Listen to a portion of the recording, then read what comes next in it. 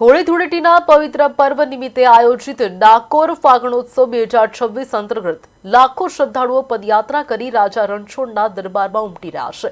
માર્ગો પર જય રણછોડ બાખણ ચોરના નાદ સાથે ભક્તિમય માહોલ સર્જાયો છે। પદયાત્રીઓની સુવિધા માટે જિલ્લા વહીવટીતંત્ર, આરોગ્ય વિભાગ અને વિવિધ સેવાભાવી સંસ્થાઓ દ્વારા સજ્જ વ્યવસ્થાઓ કરવામાં આવી છે। યાત્રાધામ તરફ જતા માર્ગો પર મેડિકલ કેમ્પ, પીવાના પાણીની સુવિધા અને ફરાળ ભોજનની ખાસ વ્યવસ્થા કરવામાં આવી છે। ખનીજ પાટિયા પાસે મધુરમ ચેરિટેબલ ટ્રસ્ટ દ્વારા 1991 થી અવિરત ચાલતા ભંડારામાં હજારો ભક્તો પ્રસાદ ગ્રહણ કરી રહ્યા છે।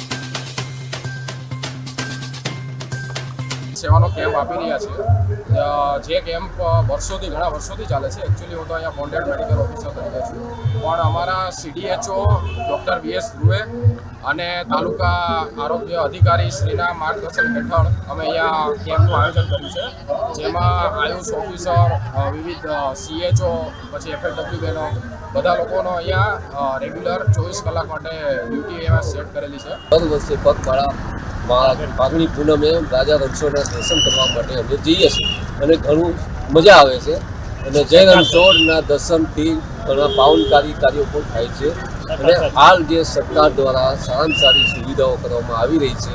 અમદાવાદથી હરસોલી ગામમાં અહીંયા આગળ હું ત્યાંથી પહોંચી ગયો છું।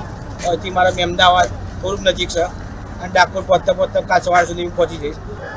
અનેકવિધ પ્રવૃત્તિઓ કરીએ છીએ હવે ટ્રસ્ટ તરફથી। એમાં ડાકોર જિલ્લા પદયાત્રીઓ માટે 1991ની સાલથી આપણે ભંડારો કરતા આવ્યા છીએ। આ ટ્રસ્ટ દ્વારા ભંડારો થાય છે। આજે ખનીજ પૂનમે 35મું વર્ષ આ ભંડારાને થાય છે। આ ભંડારાની અંદર આપણે દિવસ રાત મોડી રાત સુધી ફૂલ ડીશ જમવાનું, સવારે પાકું ભોજન, સાંજે પણ પાકું ભોજન આપણે આપીએ છીએ।